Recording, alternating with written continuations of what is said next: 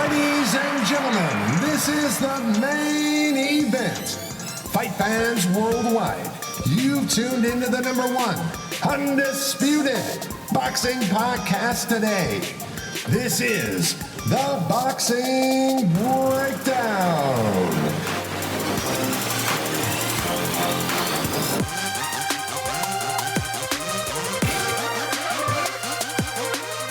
Now, your heavy-handed, hard-hitting host, Mark Roxey. Yes. What's up, everybody? Welcome to another edition of the Boxing Breakdown. And I'm your host, Mark Roxey, and I am here with my partner in crime, the ever-popular Mr. Harold Hunt. That came from nowhere. I just want to talk this boxing. Yeah, man. What's up? I'm good. You know, a lot of stuff going on. Just want to roll on it, talk about it. Yes. There is a lot of things going on. And how was your day today? Oh, good day, man. Good weather, whatever. Watching these fighters work. You know, I go back watch fights of all of them, you know, just so I have an idea of what's going on and what I like, and, you know, and great fighters here, man. Yeah, I see you've been busy. You've been doing a lot of judging and other stuff, right, in the boxing world? Yeah, I've been running around a little bit. I went to a boxing convention, and got to go take a test so I can stay a judge. That's awesome. And had to do a fight. You're so modest. Okay. We'll leave that one there, right? So, but anyway, look, we got a lot to talk about today. And before we do that, I'd like to just welcome our listeners in today to the Boxing Breakdown. Thank you for being with us today.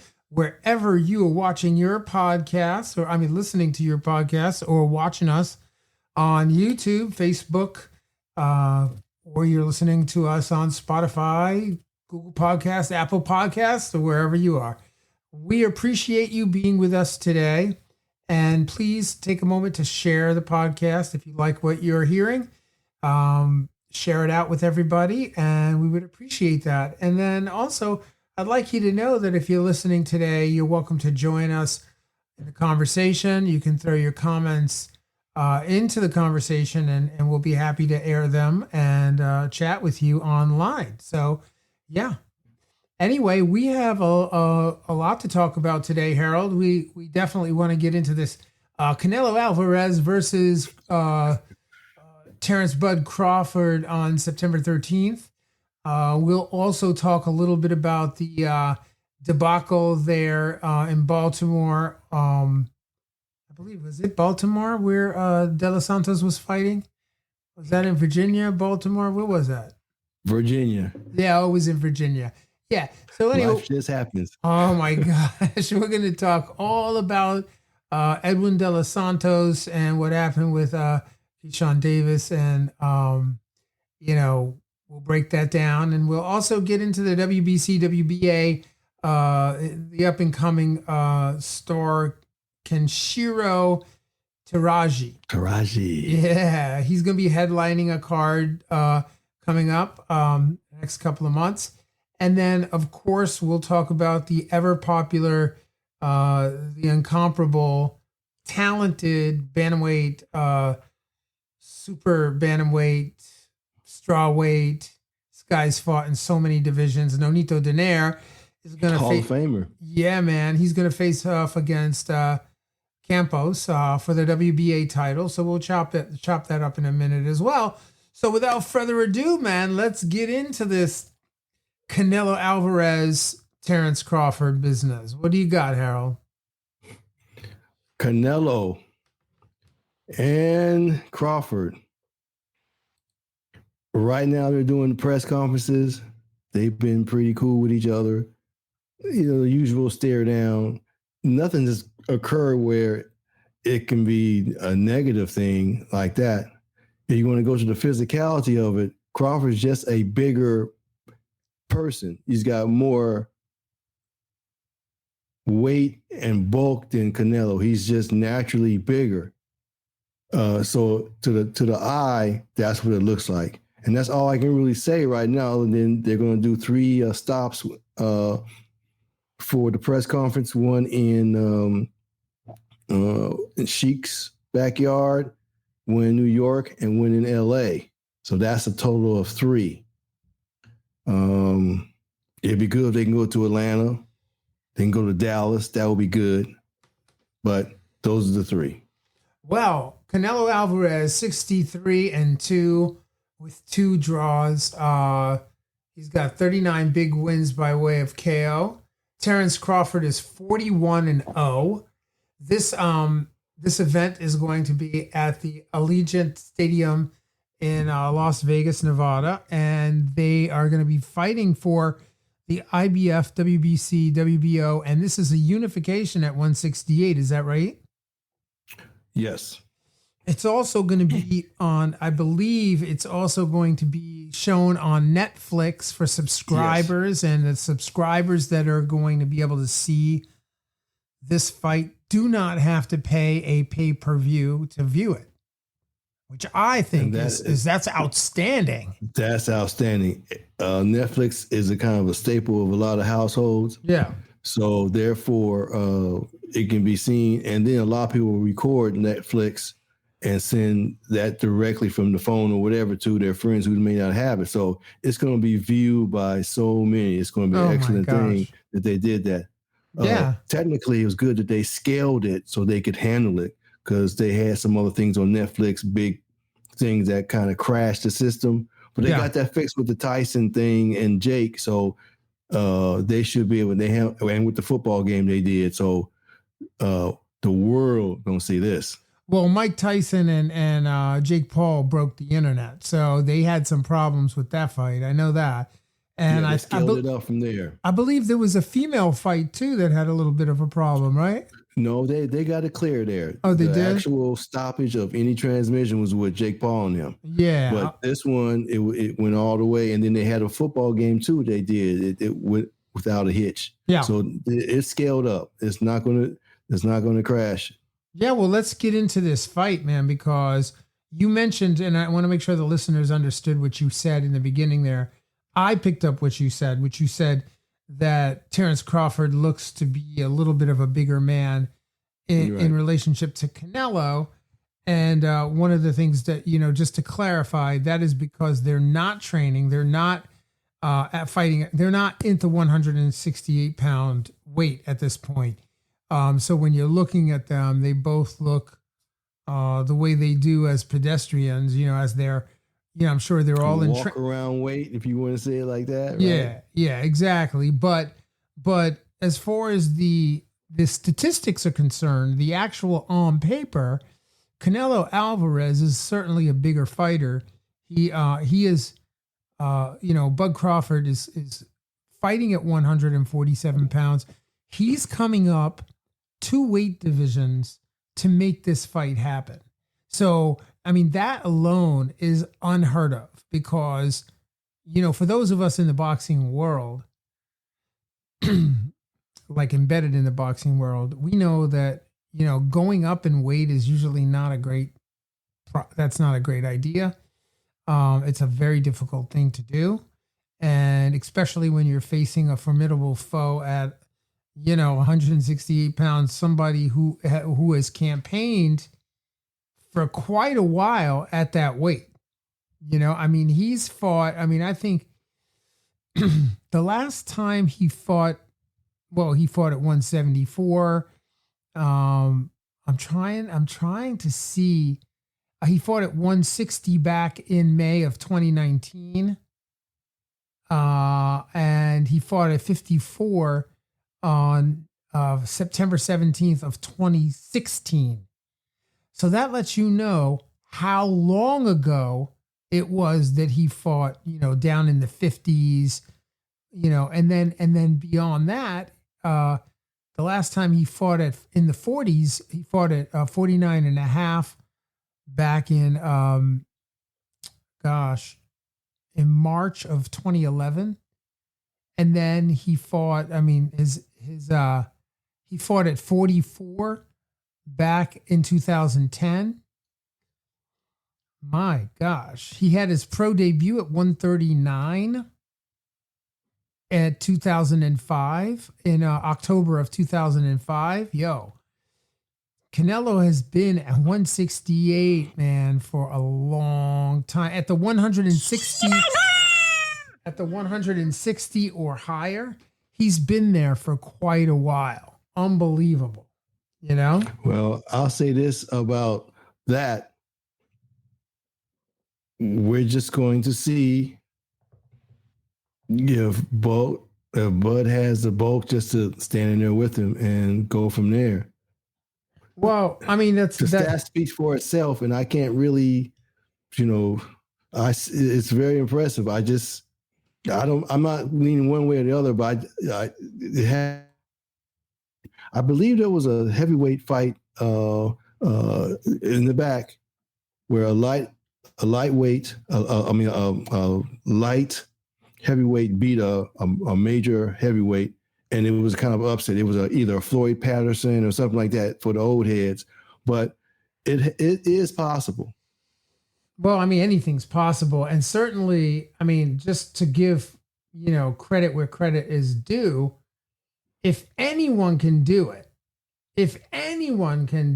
right, it's gonna be Bud Crawford. I mean, he's a complete fighter. He's a skillful fighter, super sharp. He's got so many gifts. He can fight on his back foot. He can counterpunch. He can, he can do a lot of things. He can switch. He switched orthodox to southpaw. He's got a lot of tricks in his toolbox. The biggest challenge that I see for the fight, Harold, is literally the weight. Yes. I see that as being the single most, and also Canelo Alvarez can really take a punch, Harold. He can take a good punch. So, I'm not sure how the weight, coming up in two weight divisions, does he score enough rounds? Does he bank enough rounds to come out with a unanimous decision? Well, I'll say this about the weight. Yesterday, I saw a video of him with Shannon Sharp in the ring, and they were wrestling. Yeah. And Shannon Sharp, is a tight end. So he's got that tight end body. Right. And they were grappling in a kind of just a Greco-Roman type of embrace. Right. In that genre of wrestling. And Shannon is bigger than Bud, but Bud was able to kind of get leverage on him and actually move him around. And if you find the clip, you'll see that Shannon gives up first. Wow! Because he feels the girth of Bud, but it was equal, meaning that Bud is very strong like that. Right. But that doesn't translate into taking a punch. But as far as he was able to move Shannon Sharp around the ring, and you guys will be able to find the clip, and you'll see that. Wow. Yeah, I mean, look, my main concern, right, is, does Bud have, can he deal with the size? Because Canelo, he's a puncher, he's a strong puncher. He's a great defender. He can defend against shots coming in. Great counter puncher as well. Bud Crawford is just outstanding in his ring generalship, his ability to bank rounds. Yes. Could he bank rounds against Canelo? Could he move, for the whole fight? What do you think the strategy is going to be? Do you think he's going to literally box Canelo? I think he can power box Canelo. And you know what power box means, meaning that I'm gonna box you, but I'm going to hit you hard enough where you just can't come in and run over me. Yeah. So, and power box can end up to knockouts, because power box is a situation where when you're coming in, you can get hit clean, but I don't see him taking a negative stance and, clenching and moving away and all that, I think he's just really going to catch Canelo coming in. And when Canelo happens to land something on him, we just got to see how he takes that. But I don't think that I don't know if he can take that punch. And that's my entire situation. We have to see if he can take a punch from that particular person. And that's all I can say. You mean from Terrence Crawford? No, if Canelo, Terrence Crawford can take Canelo's work. Right. Okay. I got that. Yeah. I mean, that is the $1 million question, isn't it? And really, Canelo has he has so many victories at that weight. And William Skull moved around a lot, right? He moved around. He was like very happy in the ring, running all over the place. Well, he's a national hero in this country. Right. Well, yeah, I mean, he paid for a beer. He went to listen to Canelo. He got some life-changing money. Yeah. In this country, he's not polarizing. They're happy to have that situation with them. Well, as far as the Boston community concerned, that was his style, and it was what it was. Yeah, I mean, I can't condemn him at all. Look, Canelo dropped Belanga in I think it was the third round of that fight that they had. Yeah. But that was a unanimous. Belanga tried to give him a fight. That was a unanimous decision, though. And then the fight before that against Jamie Munguia was down in round 4, right? So 3 and 4. He knocks them all down. They all get to go down, but he don't finish them. Well, that's what's interesting about this fight, right? So I'm just pointing it out for the listeners, right? In September of 20 fights, he's knocked each of them down. Correct? No, exactly. Like no. Charlo went down in 2023 in September of 2023. He was down in round 5. So there you go. He got a guy in 3, he got a guy in 4, and he got a guy in 5, right? And then prior to that, he had Gennady Golovkin. Was not able to put Gennady Golovkin down. No, because Gennady Golovkin was, really durable, and he won a unanimous decision there. And then just before that, he went up to 174 and a quarter to fight Dimitri Bivol, and he lost a unanimous decision there. So his last knockout, TKO knockout, was against Caleb Plant back in 2021. That's isn't that long ago. 4 years ago. Yeah, that's not that long ago, but he still produces a knockdown per fight. And that's what you want to see. And he gives that. He'll either dominate the rest of the way. He may not want to take these boys out anymore, or I don't know, but he always produces a knockout. And a knockdown. A knockdown. He produces a knockdown on the regular. That is what you expect from him. Whether he finishes them off anymore, we don't know that. But hey, I look for Canelo to possibly knock him down, or possibly. I mean, are you you're saying Canelo's past problems with fighters of this ilk? So none of them were knocked down. Are you referring to Mayweather? Is that what you're referring to? And Lara and Bivol. Okay. Those 3 pose that style. What style? Tell me. What do you mean? They call it slick fighter.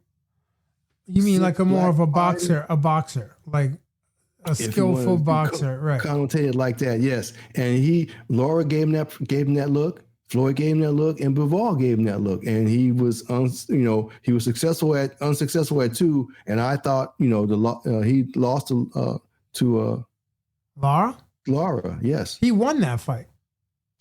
Yes. But you're saying you thought he lost. Yes. Well, the scores were not that close, bro. I mean, the scores were, basically that fight happened, just for the audience, that happened in July of 2014. And that fight took place at the MGM Grand Garden Arena in Las Vegas against Erislandy Lara. And in that fight, primarily Levi Martinez scored it 117 to 111 for Canelo, and then Dave Moretti scored it 115 to 113 for Canelo, and then Jerry Roth got it 113 to 115 for Lara, which is kind of odd because maybe he just wrote in the wrong column. I don't know. It was, you know what I mean? Like that was. Have you seen that fight? Of course. Yeah, I saw the fight, but I mean, I didn't think. And when you score, and it was as a possibility. I can't confirm or deny, Harold, only because I want the listeners to know when we watch boxing, when I watch boxing as a coach, I watch it, I rewind it, I look at it. You know, when I watch boxing as a fan, I'm just watching it. Like I'm watching it, and of course I'm formulating who I think won the round, but I'm not scoring it. The skillfulness of a judge. When I'm judging, like it's a whole different look at the fight. And judges are trained to really look at the field of play, focus on the two boxers, and there's certain criteria. We were just talking about this the other day. You and I had offline, we had a conversation about boxing, and I'll bring that up to the audience in a minute, but what I'm just saying is that I didn't watch the fight that way. I just watched it. You know, I wasn't scoring it. Okay, I watched it both ways as a fan, so I could get the taste of it, right? The whole atmosphere and all that, and then I watched it as with my hat on, like you just described, right? Okay, so I had that hat on, and I saw that, and what I saw was, although he lost, that skill set bothered Canelo. And then all I did was just translate it over to the other two fights he had. Right. That he was unsuccessful. And that style was, basically prevalent. Yeah. So that's what I'm saying. But hey, Charlo thought he could do it. He thought he could actually employ that style as well, but he's got walked down. So people have tried to use that style against him. Miguel Cotto, Miguel Cotto was he's a different style fighter, but yeah. That was Cotto. Cotto had his own situation going on. So I wouldn't say that was a problem for Canelo. Right. I would just say that style that I'm speaking of, that's the one to my eye gives him the most pause. Yeah, I get that. Yeah, and I mean, all you have to do is go back to the Floyd Mayweather fight, the fight where he, the real loss that he got against Floyd Mayweather is the one that, for me, that stands out as being, the one where he just couldn't break the style, but Bivol as well. He was just as hopeless with Bivol. But okay, so unhurt through both of them. So Harold, just to play devil's advocate, the fight with Floyd Mayweather, he fought Floyd Mayweather. He was very inexperienced at the time when he fought Floyd Mayweather. And so that was the fight, the catalyst for him being able to have done what he's done since then. And I will tell you that the only fight, he had a draw against Gennady Golovkin, right? That was tight. Yeah. That was a tight fight. That was a tight fight, but that was very competitive. Yeah. And then the fight, like you said, with Bivol, you got to know, when he fought Bivol, right? He came up so high. He literally came up to 175 pounds for that fight. He weighed in at 174 and a quarter for that fight, right? Just underneath the 175 pound weight, contract. So, what I'm saying is that he dared to be great. He dared to come up and fight a Bivol.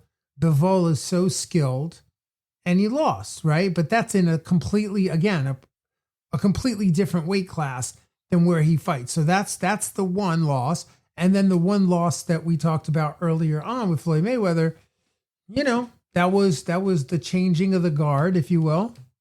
And, that style was, I mean, there are very few people that have cracked the code on Floyd Mayweather, to be honest, in 50-0. So no one's really cracked the code on Mayweather. So, but the rest of the fighters on his resume, I mean, all of them, Callum Smith, Caleb Plant, Gennady Golovkin, Jermell Charlo, Jamie Munguia, Edgar Berlanga, William Skull, like none of those. Go far back. Shane Mosley. Oh, his resume is amazing. I mean, so yeah, that style, I think he's like 2-2 on that style. Well, if you want to say Shane wasn't really fighting like that, but yeah, but I don't. Canelo 2-2.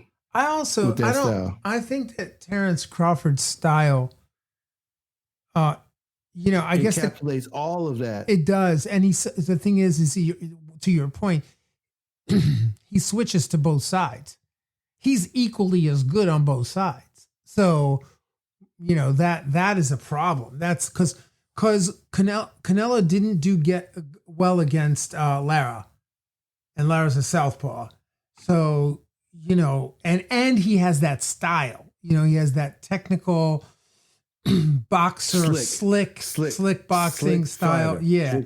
Super defensive, great command of distance, control over the timing and rhythm. His timing is impeccable. Those fighters will give Canelo a problem. Yeah. But, the question I have, and if you're listening in, wherever you're listening in from, jump on Facebook or YouTube and drop your comments. Let us know whether or not you think Canelo Alvarez or Terrence Bud Crawford. Who do you think was going to win this fight? Drop your comments right now. Awesome. All right. Go. All right. So, hey, let's move over to the Keyshawn Davis fight against Edwin De Los Santos. You want to break down what went down over the weekend? Well, just quickly, the boxing world may know this. Keyshawn had a fight. He sold it out. He came in overweight. So he was hoping the fight would go on and his opponent would take, a percentage of his purse and allow the fight to go on. But he did not. He said, you're overweight and I don't want to take a chance of you being overweight. So he did not fight. So Keyshawn was not the lead fight. And another gentleman was elevated to the lead. But it was just a whole bunch of going ons with Keyshawn. So the WBA is going to go ahead. WBC is going to go ahead. WBO rather. I'm sorry. WBO is going to go ahead and move him up to a better weight class, and he'll still be a star. And this is just kind of a hiccup, media wise that he'll get through. But it was kind of extensive. It's kind of shock worthy. But it's just a situation where I believe he's going to rebound from this. He'll still keep his management. And he'll still be able to fight for a belt coming up pretty shortly here. So, and he did sell the tickets or what have you. Now, his opponent did not fight, but he got half of his purse.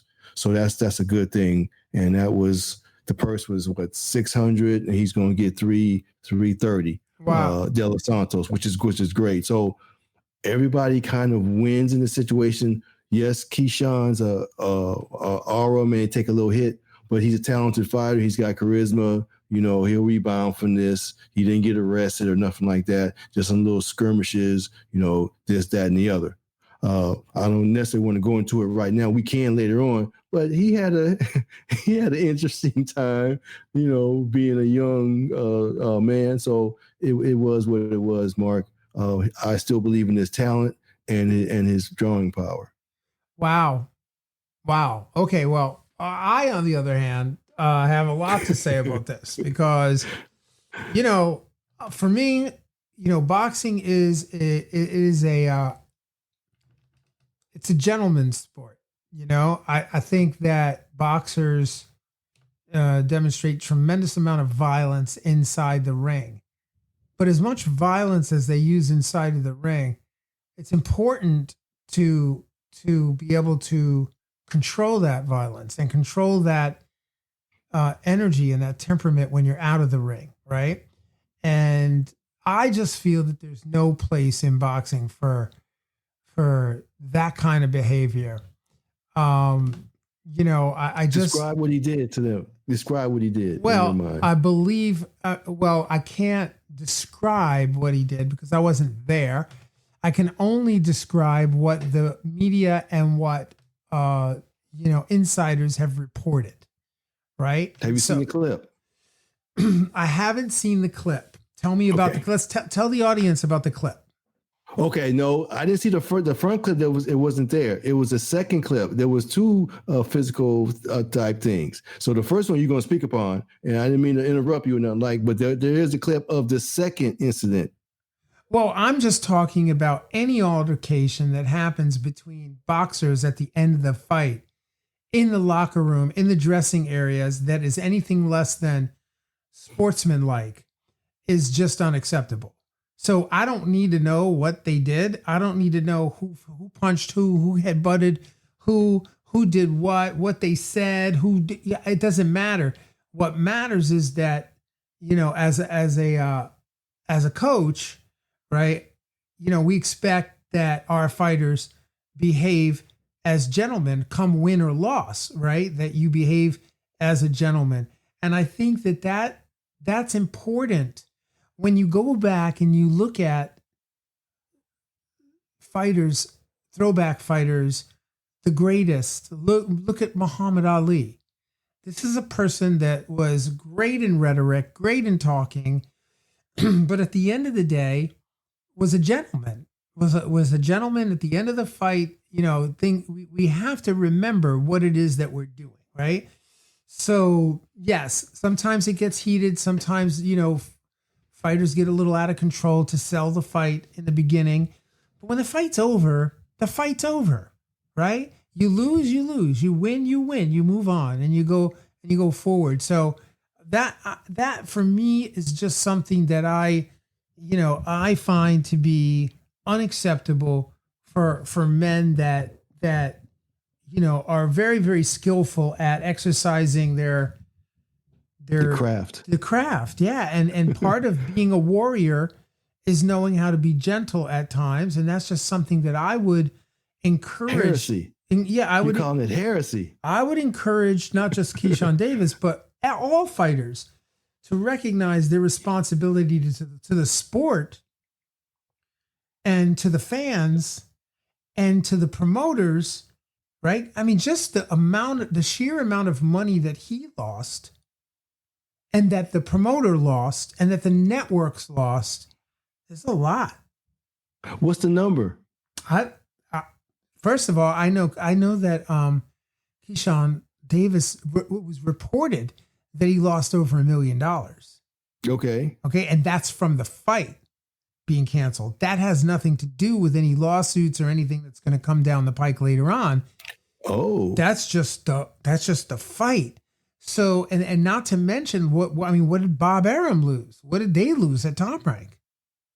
I don't know. I don't know what they lost, but I can guarantee you they lost on that night, and they will probably end up losing more coming up because you know how that goes. They can afford it. He's not going nowhere. This is a bite they're going to take, and they're going to eat it. And they may say, oh, my, oh, my, oh, my. But he's not going nowhere, and they're going to take that bite. Yeah. They're going to take that bite. So you think that they'll just sweep this under the rug and keep it moving? They'll take the bite. They'll ride the rhetoric. They'll ride the attitudes that people may have about it. He's not going nowhere. Wow. Period. Okay. Well, Harold Hunt has spoken.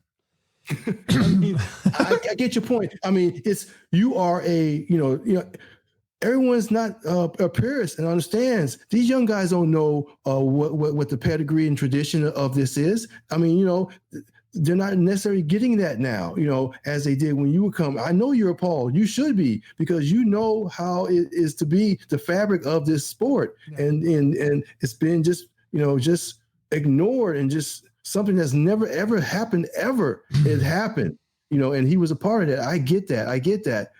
But you don't know what you don't know. Yo, but let's talk about it from a different angle, Harold. Let's talk about it from De Los Santos' point of view. Right here, Edwin De Los Santos comes to the fight ready to go. He's overcoming a size difference, right? A weight difference already, size-wise, height-wise. And then on top of it, there's a 4.5 or 4 3/4 pound weight differential, almost 5 pounds, right? And leading up to it. So he didn't make weight. He doesn't take the fight. I mean, that's a huge setback for De Los Santos, because, I'm just going to tell you, like, I was in the gym with De Los Santos. I worked him for a couple minutes to feel his power. I know what he's got. That would have been a very, very tough fight for Keyshawn Davis. I'm just saying. So Keyshawn may have not have wanted to fight him. Technically, I'm not making beef. I'm not making beef. I'm just telling you, as a trainer and as a coach, it was going to be a fight. There was going to be something was going to go down, because De Los Santos was not. De Los Santos is a lot trickier and a lot tougher than you think. And if you need to know, just ask Shakur. Okay, so De Los Santos, rather, Keyshawn dodged a bullet. That's what you're saying. He dodged a bullet. He gave up $1 million plus to dodge that bullet, because De Los Santos was going to give him the work. Yeah. So here, I mean, I'm looking up here, and someone's talking about the Crawford fight, saying that Crawford's going to take Canelo. First of all, thank you for leaving your comments. Yeah, I mean, we'll chop that up in a second. That you think Crawford's going to take Canelo. I'd love to know why you think Crawford's going to take Canelo. Why don't you put that in the comments so we know? And then this is what we're talking about, the Keyshawn Davis fight. And there's someone here.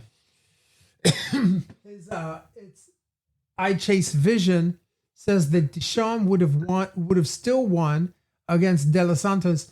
And then below it says that Keyshawn is way too explosive. I do not disagree with that. I do not disagree that Keyshawn is explosive and, all of that. But coulda, shoulda, woulda, we don't know. We're all kind of like in this place, man. I Chase Vision. We're in this place where we don't know what would have happened if they actually fought. If he sleeps De Los Santos, if De Los Santos, trugs along and catches them, you just don't know. I mean, Keyshawn's brother lost, right? Yeah, so that's the reason the whole situation kind of happened. But the younger brother looked pretty good. Yeah, the younger brother. Tell me about the younger brother, even though we're not really talking about that. He had a knockout. I think it was a second round. Yeah. He looked really good and strong. He's tall like Hearns in that type of situation. Yeah. He throws nice 1-2s. He stands in there nicely. He looks like the little nicer, roundabout style than the older brother who lost, who was in a good fight. I just think that younger brother is pretty good as well. Right. He's on the level of Keyshawn, I would say. I was never really sold on his style, right, but it's effective. But the brother style, the youngest brother, I tend to like the most. So watch that fight. That was good. Yeah. No, I mean, definitely. I just, I Chat Davis, what was it? I Chase Vision. He says, Keyshawn is way too explosive. So what do you think? How do you think the fight would have gone had they been able to lock horns? How would the fight have gone? Harold. As the gentleman just said, I think they would be fighting evenly.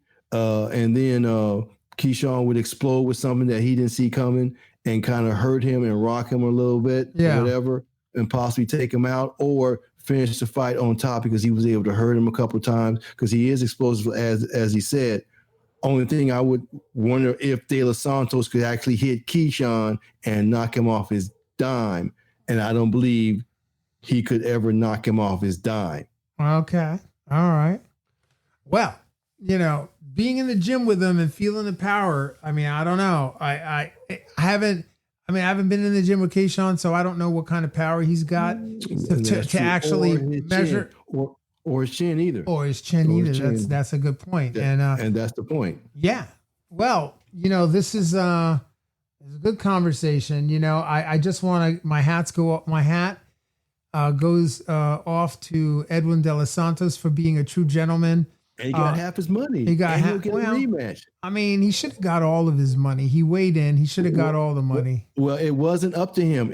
It came from the promoter. It did not come from Top Rank. Right. His promoter made a deal with Top Rank to pay him half the money. Yeah. Usually, as you know, Mark, you get nothing. If the fight goes out, the fighter who violates gets nothing. And sometimes, most of the time, as you know, they get nothing. I mean, Tim Bradley says, I got pulled out, I got nothing. And I've heard other fighters speaking on this saying they got nothing. So for him to get half that purse is pretty good. But it was from his manager, not from Top Rank. Yeah. Well, I mean, that's where you have to, because he did weigh in. Once you weigh in, you got to get paid, If you weigh in and, for some odd reason, the other opponent doesn't, you're going to get paid, bro. Tim Bradley went through that, and a couple other fighters have gone through that. You want me to flip my hat out around and put my manager hat on? Because I will put my manager hat on and we will get paid. We will get paid because you can't do all that work, pay all those people to train you, show up and not get anything. He got something. Well, he got something. He got half. All right. I Chase Vision here. Let's see what he says here. He says, I believe Crawford will because he has it all. Crawford is quite explosive. He has defense. I got Crawford. Well, yeah, I mean, you're not incorrect. You're not incorrect that Crawford's got it all. He switches both sides. He's defensive. He's offensive. He's got a great command of defense. He's got a great command of range and distance. And, he sees what's happening in there.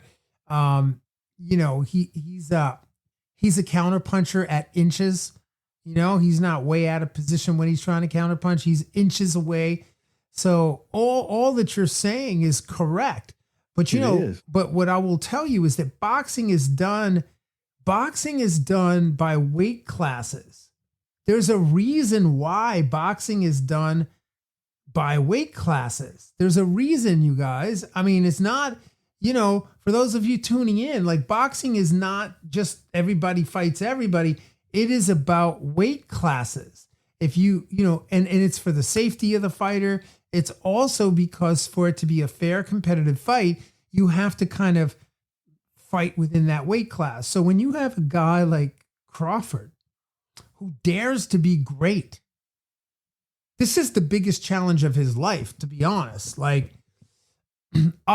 thus far, for him to go up 2 weight classes and fight, the Don of that division right now, undefeated in that weight class, that's a tall order. And if he does it, he will cement himself in the history of, of the annals of the boxing world. I mean, he will.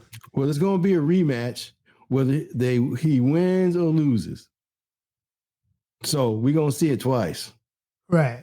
He said, Bomac knows what he's doing. Y'all all sleeping on Bomac. No, this is not about Bomac. Listen. So I Chase Vision. Thank you for being in the conversation, bro. It's not about Bomac. I know that Bomac knows what he does, and Bomac's going to come up with probably one of the best fight plans that if you have a Delta card, you're going to switch to Bomac card because he has a great fight plan, right? We know that. But here's the thing. Canelo Alvarez, right, has an amazing team. Their team is great too.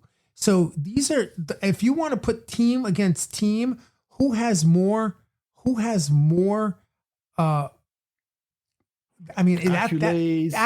Yeah. I mean, it's not, forget accolades, the experience level. It's literally going to be a tactical war between those two, between the coaches. There's no question in my mind that that's going to be how this fight's going to be won. True that. Yeah. Because but again, you can't just sidestep the tremendous weight disparity here. This is something, the more and more I talk about it, and maybe I'm just riling you guys up, right? The weight class is huge. It's a big deal. Now, as far as the coaches thing back and forth, like you're saying, that makes sense, but they're going to have the added advantage of Bud's personal thought process. Now they got two other coaches, so it's going to be a plan from him, Bomac, and the other two. Okay, so you got the four heads. Of course, you got the four heads on the other side as well. I'm just thinking that which one will be more pliable from the coach's standpoint, and I think Canelo's going to listen directly to them and execute that game plan, whereas I think Bud will execute the plan, but will compensate and will change as needed. I don't see Canelo really changing anything that he needs to do, just impose what he does. And Bud may have to be the one who adjusts. And I just think that the intellect, as you said, is between the coaches or whatever. Yeah. I just think it's going to be a little more intense or on Bud's side, only because there's so many heads in the pot. Yeah. And we know Canelo has his mode of operation. He's not forced to move off of anything he wants to do. He does exactly what he wants to do. There's no need to change what he has to do. He's always been successful at it. So he's going to come with that. And if Bud makes him change, that'd be very interesting. Yeah. No. I mean, look, Crawford is jumping up. He's jumping up, right? And it's a lot. And will his speed transfer? What I can tell you, IJ's vision, is that the speed doesn't always come with you when you're going up 2 weight classes. You will slow down. Now, it may not, it's all relative, right? Because then you're fighting at a class where the hands are moving slower than like 147. Down in 147, like when he fought Errol Spence didn't see what he got hit with. He couldn't see it. It was so fast. But when you're going up 2 weight divisions, right? That's a big deal. That's a real big deal. And yes, the hands will be slower. And yes, Canelo will be able to see the movement of the hands, right? So those are important things that you just said, IJ's vision. Because the speed is not what it's going to be at 147, right? That's true, but you still have timing, and if speed is taken from you because you can't do it or it's just not effective, timing is still effective. Timing still allows you to score it, even though the speed is not there. Usually. Yeah. And then just the IQ is going to kick in. That's what I'm saying. His adjustments are going to be phenomenal. Yes, he may be too slow, so we got to see how that goes. Harold, it's interesting because I think you and IJ's vision have the same thought about that, because he just said that you can't sidestep the weight. It's a lot from the looks of it. Crawford is already adjusting great. Well, Crawford, like we talked about this at the top of the program, Harold mentioned that Crawford does walk around heavier. He walks around, what you're seeing him at is what he walks around. But also you have to remember that Canelo also walks around at a much higher weight than 168. He's walking around heavier than 168 right now. So those, you'll just see different fighters in the ring at that point. And then, can you see the comments, Harold? Yeah, that's pretty good there. We'll have to let him. We'll have to talk about that. Yeah. Well, you want to touch on that one?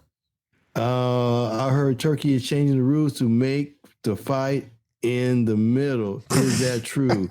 Well, I don't know if you mean in the middle of the ring. Yeah, that's or what he means. In the Middle East. He means in the middle of the ring, bro. If you're talking about the middle of the ring, no, that's pretty good stuff, but that's not possible. And thanks for telling us, but that's not how that's going to work at all. Well, I mean, just if Bud can keep him in the middle, he has he can fight him well. If he fights him on the ropes, that'd be a different game. But yeah, Harold, anybody got to fight in the middle, it's got to be him. Unless I'm missing what Chase Vision is trying to say. For the listeners and also for you, Harold, for those of you listening and tuning in, what he's referring to is that the Turk came out earlier and he said that he is unequivocally not going to be allowing fighters that are runners, right? And you know where he's talking about, right? So in Raid, basically, he's referring to Devin Haney's style of fighting. I am not saying that you're a runner, Haney. I'm smarter than that. I know what you were doing. I know why you did it. But Turkey,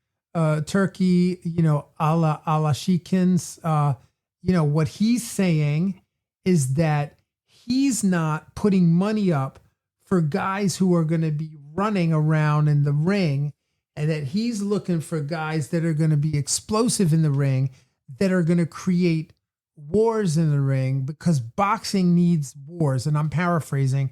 Those are not the actual words of the Sheik, but these are paraphrased words, right? So, but that's in essence what he's referring to. Right. But you can't. It's Harold. We talk about this all the time. Listen, for all of you promoters out there, and all of you would be, fans out there, stop being brave with other people's blood. You cannot say boxing is the art of boxing is to hit and not be hit. That's the point of it all, right? So if the tactic is you're saying that the tactic is that you're running, he wasn't running, he was just using his jab and he landed his jab, right? So he wasn't running.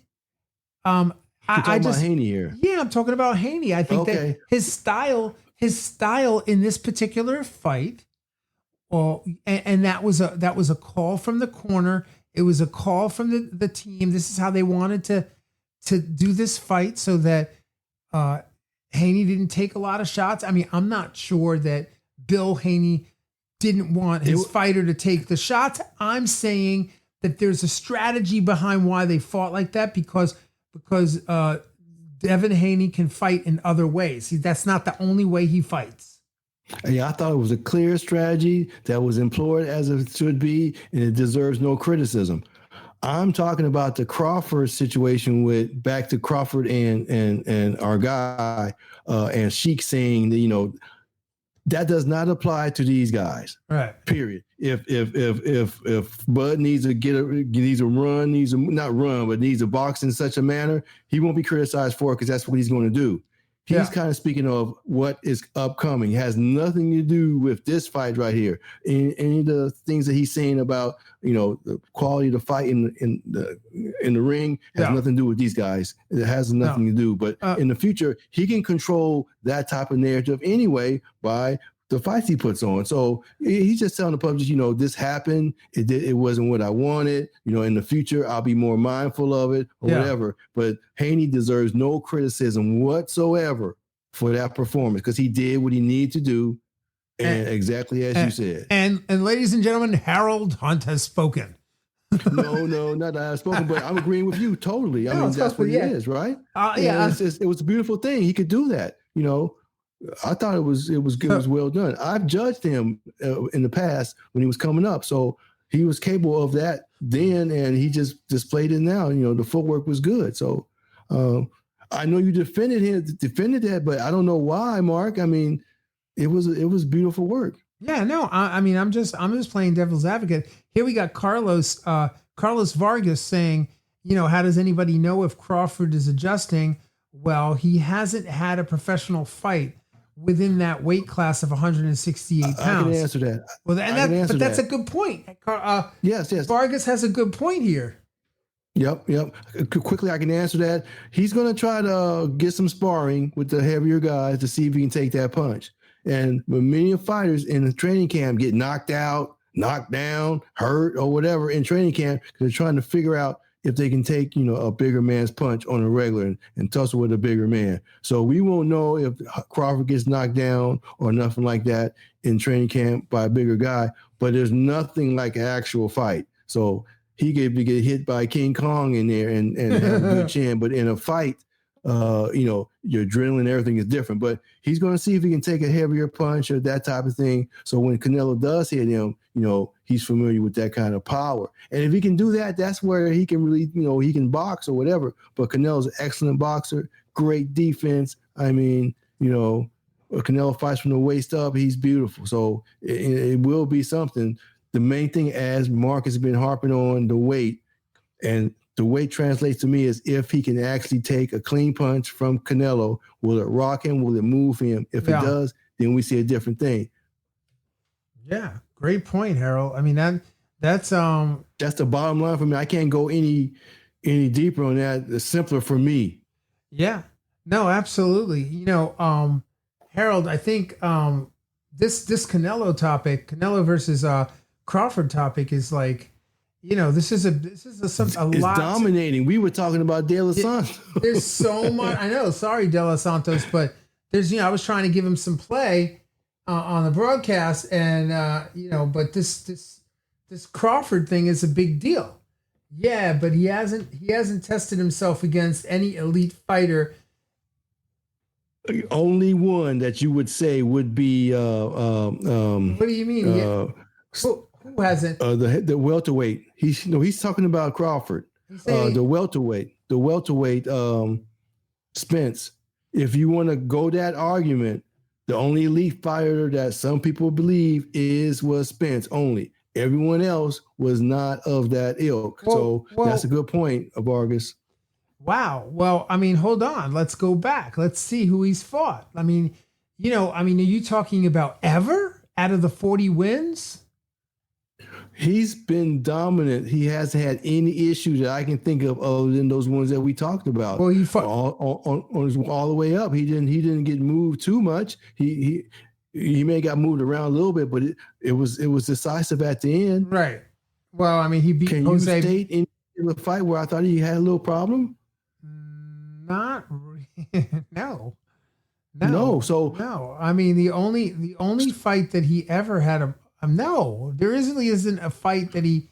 I mean, look, let's go back to his pro debut, Brian Cummings, right? They said he had a knockdown in someone, but he came back and dominated that fight and the Spence fight. So Vargas is kind of he's on the point. There's only one elite fighter that he's fought. Only one. If you think that there's a fight that we're missing here, where Crawford was tested, I mean. He slept Yurokis Gamboa.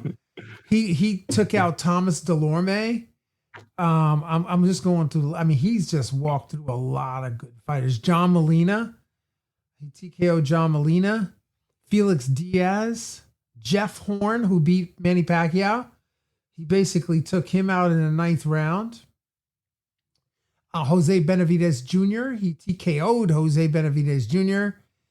Amir Khan, who's one of my all-time favorite speed fighters. He beat Kell Brook.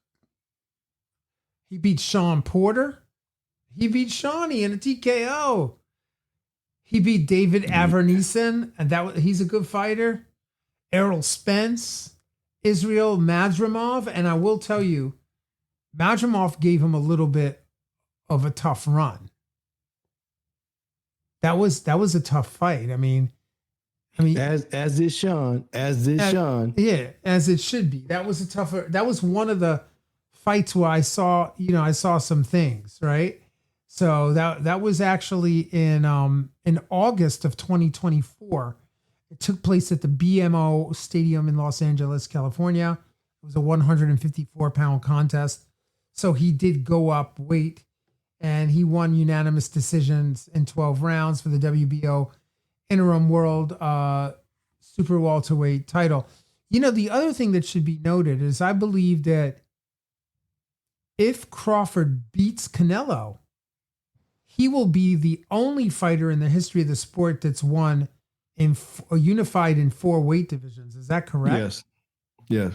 I just popped into my head because I'm sitting here looking at the belts. That's a big deal. So I have no anticipation as of yet. I'm not hyped at all, really. I'm interested in some of the other stuff that's coming up. Well, we got some Japanese fighters coming up. We got a fighter that we like, Nonito Donaire. Yeah. Coming up. So a couple of things I just wanted to touch on before we get to Nonito Donaire, which is that I heard that Jaron Ennis is going to move up to 154. You heard about that? No, but that is a nice addition. There's a few people up there that he could work with. Virgil Ortiz. That's where he's going. He gets away from Lopez, little man, big man thing. He's had all the belts down there. He might as well go up. Yeah. I would think the better money was in 47. I would think. Yeah. But he cleared out 47, and he doesn't have a dance partner to generate that kind of money at 47. Yeah. And Lopez was trying to come there. So it's great. I mean, there's a lot of people up there that he can work with. Yeah, that'd be he'll be interesting in that division. Who else is up there? So he's going right to who? Ortiz? Who's he going to? Virgil Ortiz. Yeah, that would be. So that's what I think, because that's Virgil Ortiz is the guy. Virgil Ortiz is the guy there, right? So in that weight class, he's there. That sounds really good. Yeah, I was just Chase Vision says Richardson beat Kambosos. Yeah, so that. He's saying that Richardson. Are you saying that Richardson will beat Richard? Yes.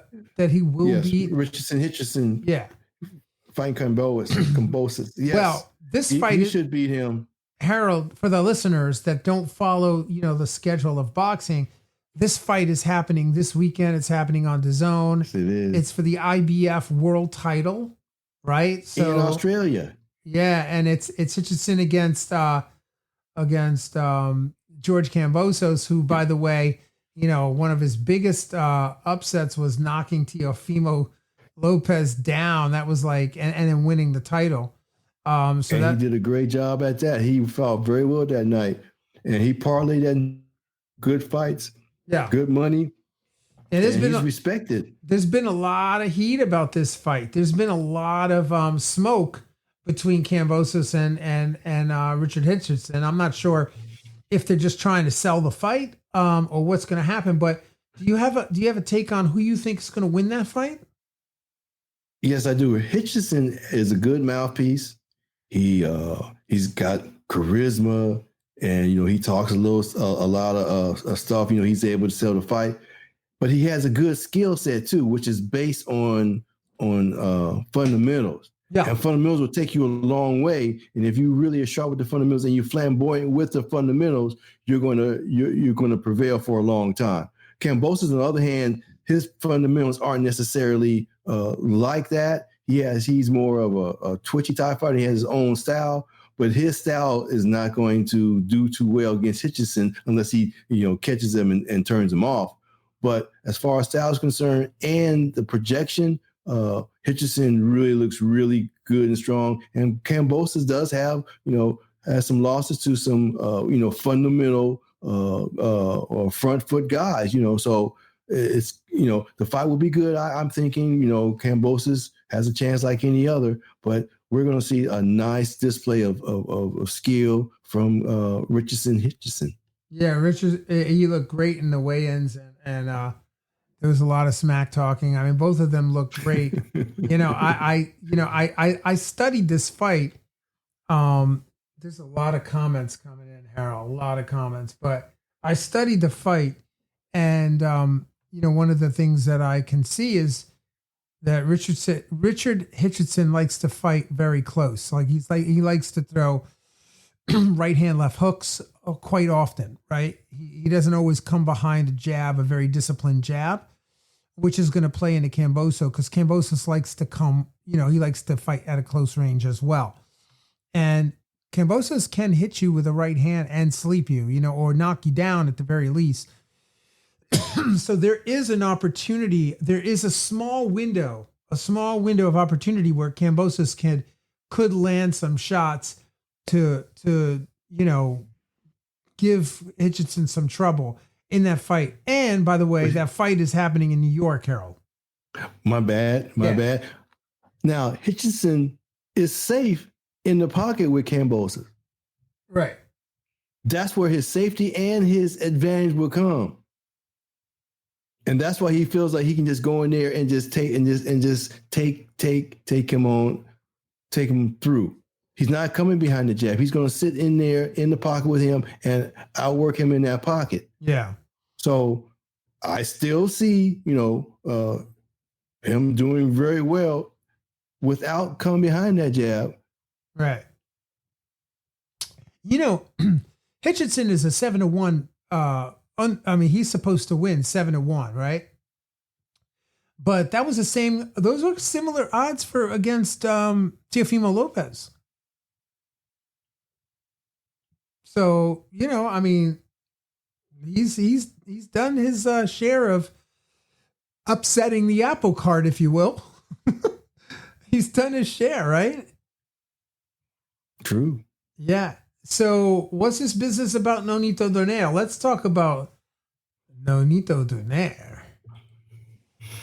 Well, he's coming out of retirement and he's going to fight for a vacant WBA interim belt, meaning that he's not the number one champion, but he will be a champion.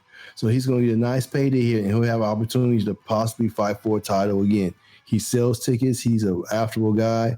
I did a fight maybe a month ago. He was there commentating. Yeah. And the next thing I know, the next fight, he's fighting again, and Antonio Tarver took his spot on for commentary. And this happened just last week or whatever. Wow. So he said in print that he's missing fighting. There's something missing in his life, the training camps and all that kind of stuff. And he's like any other athlete, once you've been to the top, you mentally you feel like you can still do it. And physically you may be able to, but you're lured back to it just because you just missed that grind in your life. And so he's going to go back and get some of it.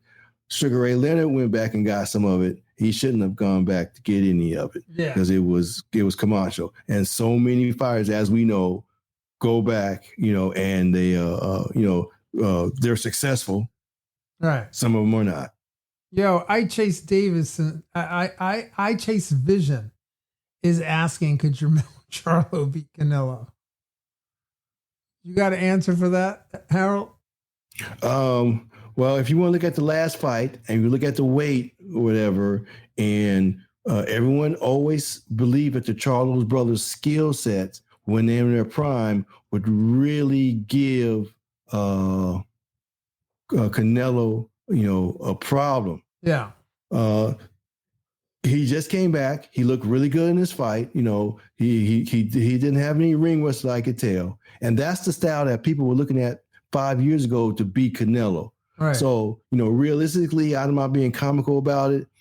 If Charlo can get kind of really skilled back to that, show that which he tried to do or whatever, and Canelo continues to fight, they could build it as a revenge of the brother or whatever. But that style and that weight will go better with Canelo, I believe, other than, when his brother fought. So realistically, that's not a off question at all because, Charlo did look really good. He was off for a while. He looked pretty sharp, and that weight's going to help him with Canelo. Just not yet. Just not. I don't. Not yet. Not yet. I don't see not that. Yet. But I mean, I understand. I understand the philosophical, the way you broke that down. I just don't think that the question that he asked was, do you think that Jermell Charlo can beat Canelo? And so if I'm going to answer that, like just throw it out, I'm going to say no. I don't see it. I don't see that happening. I don't think he can beat him. Even at the prime? No, I just don't see it. I mean, could it happen? I see another B-ball. Yeah, you do? Wow. Yes. Well, I'd love to. I mean, possibly, because he's going to get out. That's what I see. Because B-Evolve did not back down or anything. He continues to come forward with that. So if Charles can do that, Harold, I just wanted to say, if you're tuning in, thank you for being with us. Google Podcasts, Apple Podcasts, wherever you get your podcasts. Thank you for being with us. If you're on YouTube or Facebook with us, we greatly appreciate it. Keep the comments coming. We love it. And my brother from another mother is here. Manny Rivera of Hard Hitting Promotions just popped into the chat. He's here. He says the best show on the air. Manny, thank you so much, bro. Thank you so much for that. Kind words, sir. Kind words. It's greatly appreciated coming from a man of your stature. A man of your stature. One of the best promoters on the East Coast, if not the United States. For sure. True that. Yeah, absolutely.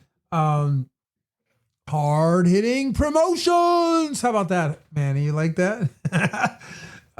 Yeah, man. So Nonito Donaire was one of my favorite fighters. Nonito, Hall of Fame fighter, bro. This guy is incredible. Nonito, one of my favorite all-time fights. Y'all, most of you guys tuning in don't even know about this fight. I know which one you're gonna say. 777. 777 was the date. July 7th, 2027 or 2007, right? Can I say the name? Or are you gonna say the name? Go ahead, say it. Vic. Yo, that was one of my favorite. That was one of my favorite fights in all time. You can say the last name. Go ahead. Vic Darchinyan. Yeah, yo, that was a great freaking fight. I mean, I saw that fight, man. And Vic was the monster at that time. He was Canelo. He was Golovkin like. Yeah. He was larger than life.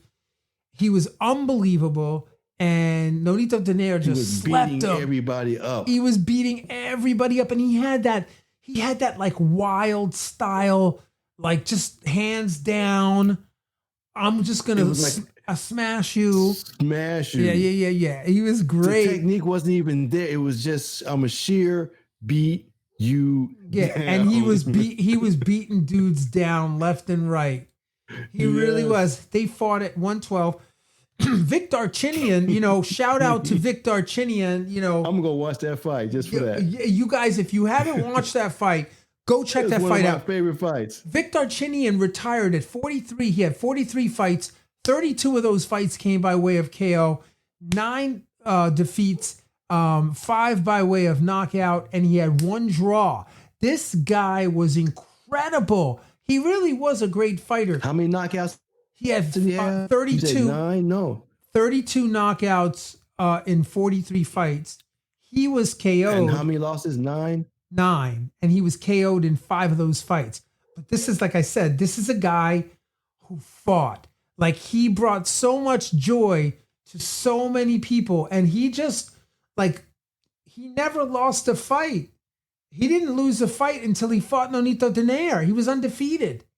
And when he fought Nonito Donaire, he got knocked out. And then after that, he came back to fight Federico Cantabay. And he...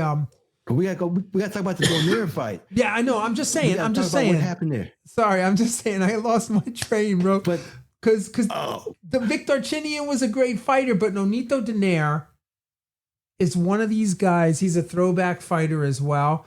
And Nonito Donaire has had ebbs and flows in his career. His career has taken off. It has stalled. It's taken off. It's stalled. It's taken off. And here it goes again. He's taken off again. And don't blink, because he's fighting Andres Campos, who's 17-2-1 out of Buenos Aires, Argentina.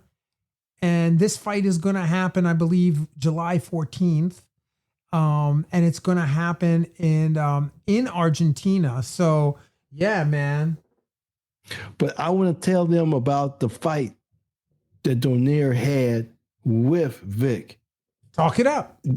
It was a time where a fighter's will was just taken from him. When you lose for the first time and your will is just broken, his will was broken in such a manner that he never really recovered. But the way his will was broken was spectacular. It was just so shocking to him and the fans to see how his will was taken from him by taking those punches from Donaire. Right. And it was just so shocking and final.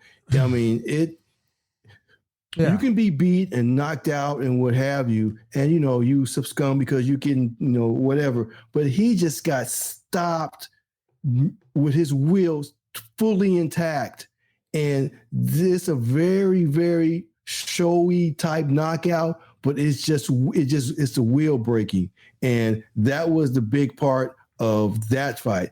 But as Mark said, he's back again. He has great skill set. He's fought Inoue, Mark, and he gave Inoue the best fight Inoue ever had. Broke his orbital bone, that type of thing, and gave him a great fight. The second fight, he got caught, but up to that fight, it was a good fight. So he was excellent. So hey, intern title, what's that mean to you, Mark? When he, if he wins that? Well, he's just moving back up in the rankings. So intern title means you're in line to fight the full titleist. Yeah, he'll eventually get another shot. I mean, Inoue. Who's the BA? Who's the BA titleist?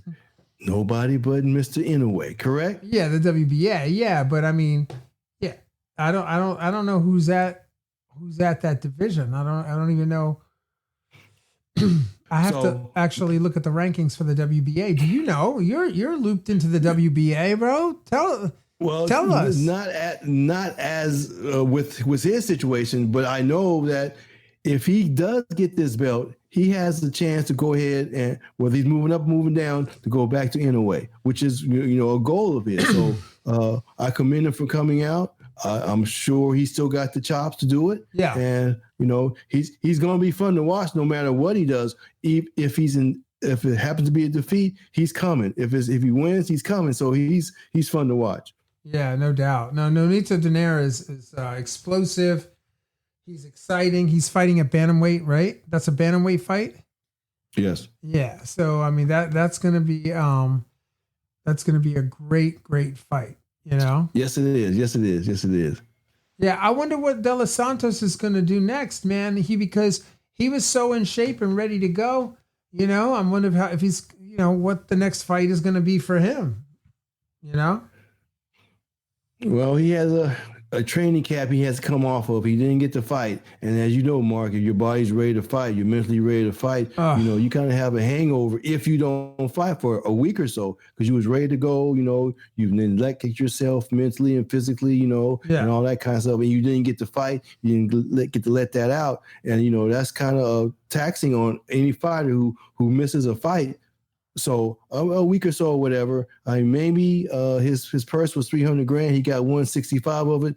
Maybe that, kind of pacifies some.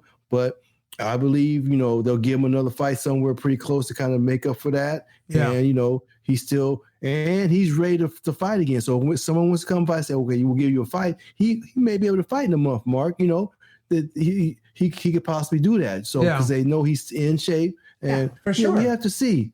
And, I hope he comes back, and I hope he has another fight. I'm sure he'll be in the gym soon enough. But, look, here's the thing.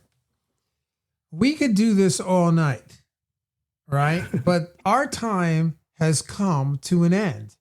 So without further ado, I would like to thank you all for being with us on Apple Podcasts, Google Podcasts, or wherever you get your podcasts. Thank you. Thank you for putting in the comments. Thank you for being with us tonight. Thank you for joining us on Facebook and on YouTube. We really, really appreciate that. And don't forget to follow us on Facebook and, do all that good stuff on social media. We're on basically Instagram and Facebook at The Boxing Breakdown. And you can listen to our podcasts. This is our 3rd season and our 4th episode. And there's tons and tons of content there. You can find us on Spotify. Just type in The Boxing Breakdown with Mark Roxey, and you will be able to follow the podcast. And we would greatly appreciate it if you could give us a review and a thumbs up.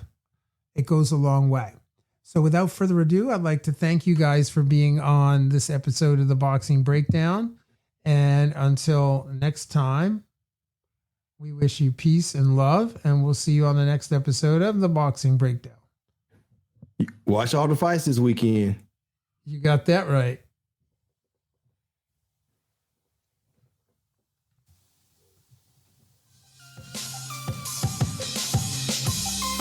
Fight fans, join host Mark Roxey and special guests as they break down all aspects of the boxing world, including news, business, management, training, I don't have that skill. fan reactions, upcoming events, matchups, future boxing stars, title fights, state of the boxing world, and all the stuff you don't see when you watch boxing. This podcast is released each week on Thursday at 8 p.m. Eastern Standard Time. Live streamed on YouTube, Instagram, and Facebook Live. It's The Boxing Breakdown, hosted by Mark Roxey.